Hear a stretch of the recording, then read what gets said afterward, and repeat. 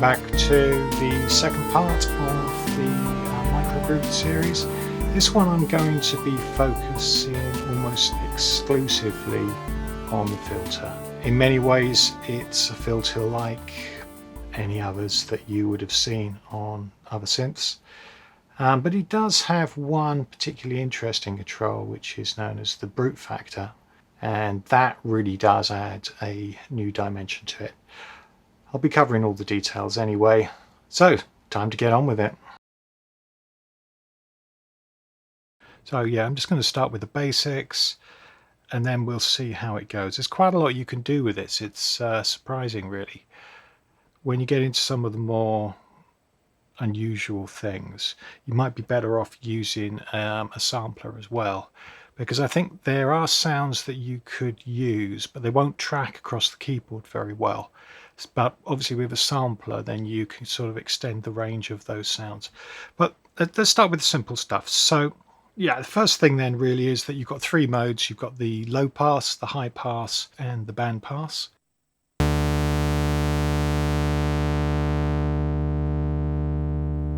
can see on the waveform how edges get rounded off. That is the way it works. Band pass, let's do it with the band pass. Same thing.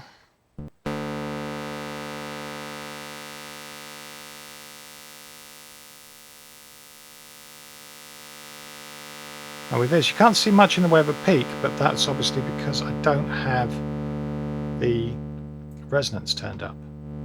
It's just a sort of general trend, and because the lower frequencies are so much louder anyway, then it just looks like you're turning down the lower frequencies. So let's try it with the high pass.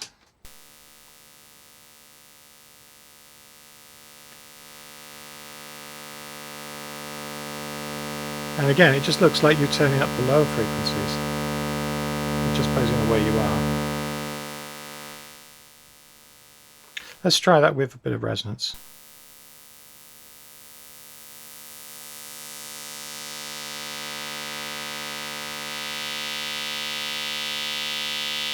If I emphasize those frequencies, you can distinctly see the sweep.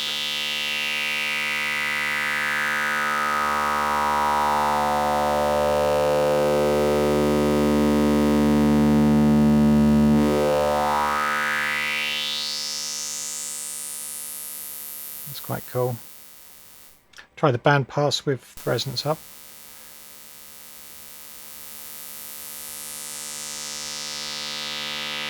Less distinct.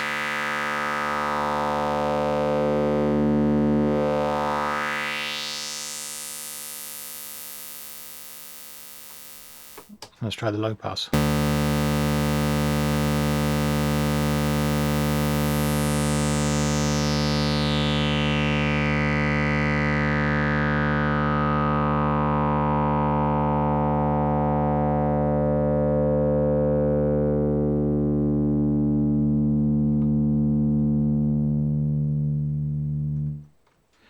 Yeah, so it all sounds very good.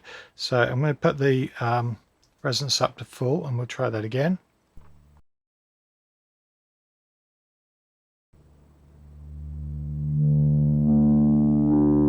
And you can see it's actually oscillating now.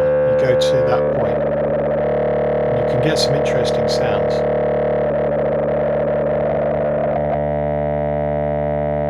Once you tune it with a harmonic though, it becomes stable. You put it somewhere at random and you get what sounds like communications noise.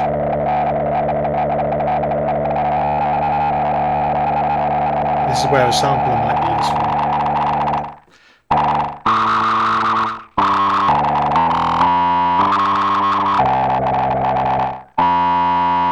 Because on that F, it's almost in a stable zone, but it's obviously not there. Depends on what you want to do, obviously.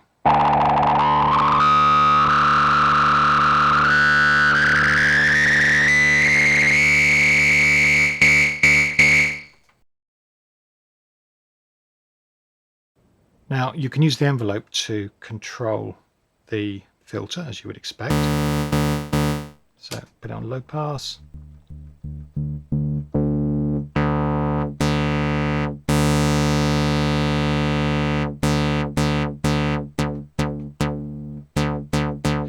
Not too many surprises there. I'm sure you know what that's all about. Obviously you've got the negative one as well. Get a feeling that not so many people use this.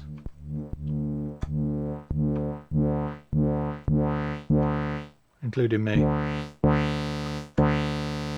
Should probably use it more. Get more interesting sounds.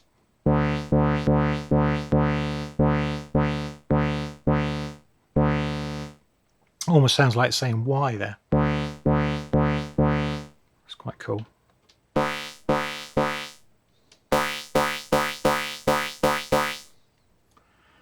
Yeah, that's good.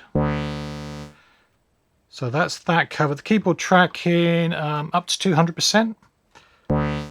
So if you kept it down, then I guess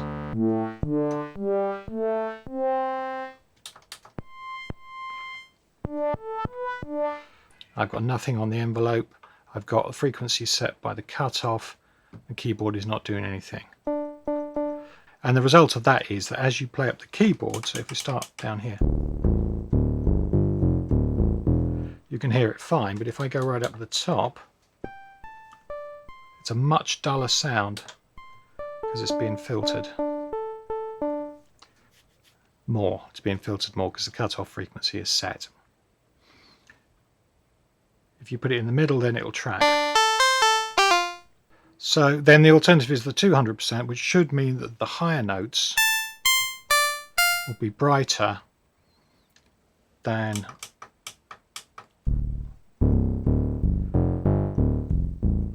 the lower notes.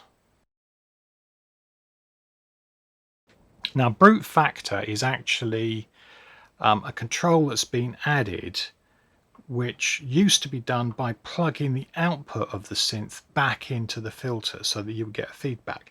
Now it has a dedicated path via this control.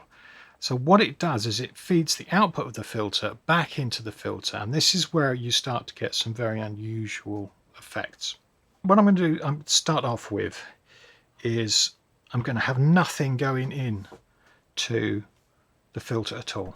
So that means that really there are only two sources of noise, or two sources of sound, that can be generated at this point. The first one is the resonance, because the resonance will go into self-oscillation even if there is nothing going into the input.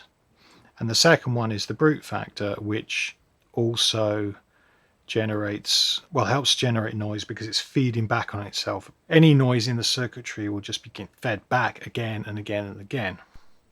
So at the moment we don't have anything because the resistance isn't high enough. So let's... Right, so you get a nice pure sine wave out of that, as you can see over here. Now, if I start adding the brute factor,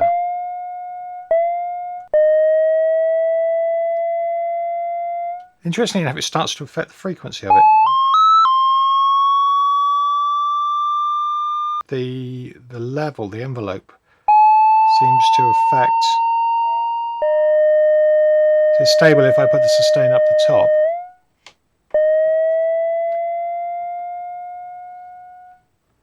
But not if I have it down the bottom. And that becomes more extreme the more brute we add. Okay, now so let's add a bit of LFO to that as well.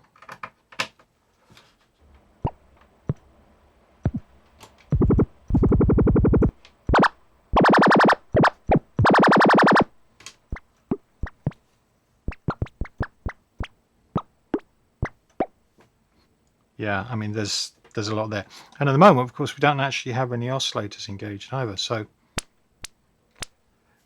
that means that actually when you've just got the filter going you can get some fairly pure sounds. But once you start adding the oscillators into the mix as well, it starts to get a little bit more chaotic. Now I'm going to add in some frequencies. Let's try a bit of this.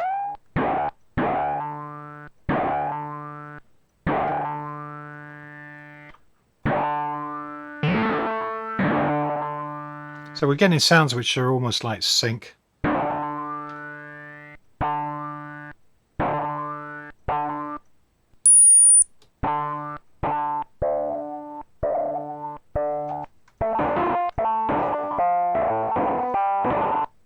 But again, if I turn the brute up, it will get longer.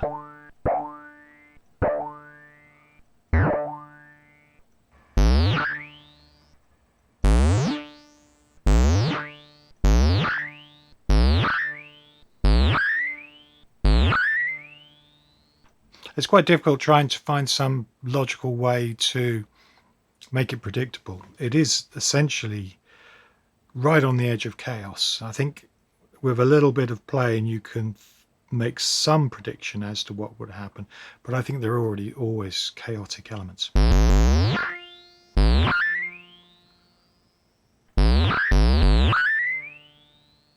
I think the temptation with both these controls is to put them up to full and then think, oh, well, I know everything about that. But it's that subtle nuance of, I'm just going to turn it just this amount. This is what you have to learn to get the best out of this.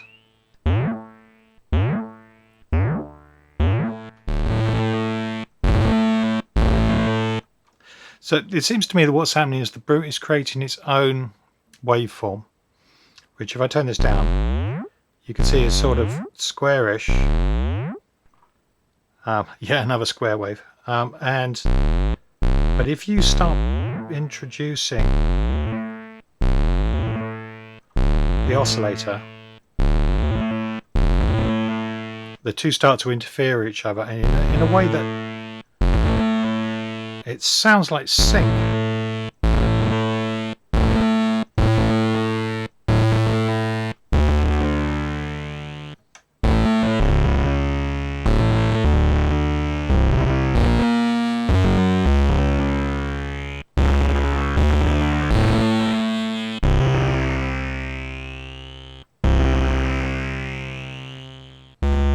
That's interesting. If I use the triangle, I'm not getting that sort of... That sounds fairly standard. Until I start introducing the metallizer.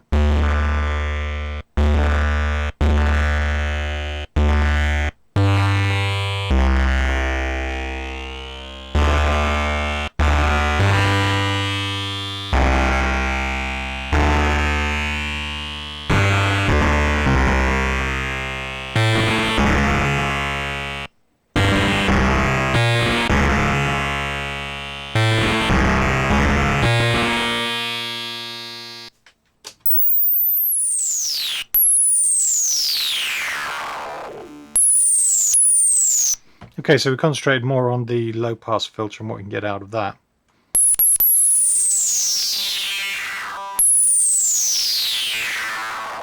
Have a look at the high pass filter.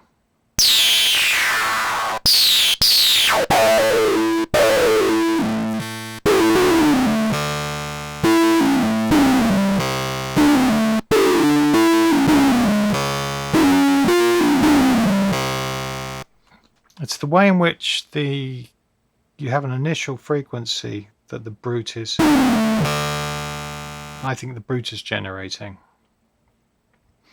And then the interference, that sync light effect. I think eventually what happens is the oscillator takes over, but it's a stepped process, it's not smooth.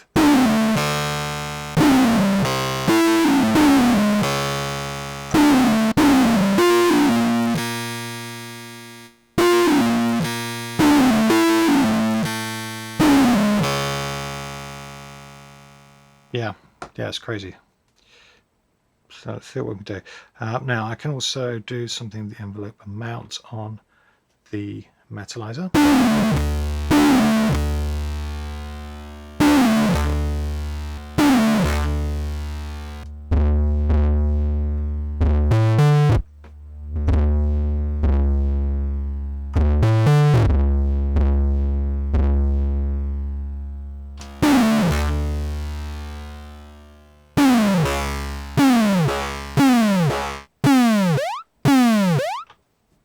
So that's the Brute.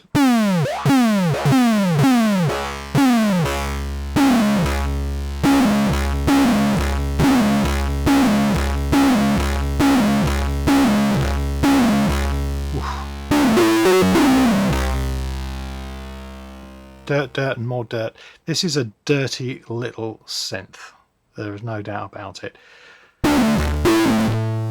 And as I said before, with only one oscillator, it's surprising that you can do this much. But the Brute factor is one of the things which is particularly important to make this synth what it is.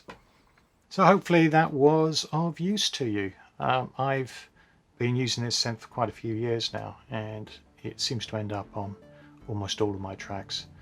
But even just going through these experiments, I've found that there could be some potential new uses for it. I'd certainly like to try and put together a percussion set, and I've got some sampling software which I need to look at soon, so maybe a joint project with the Brute and the sampler could be on the cards. That would be worth looking at. If you enjoyed that, then please consider leaving a like, and if you'd like to see more of this sort of thing, then obviously subscribe. Thanks again for watching, and hopefully see you on the next one. Bye.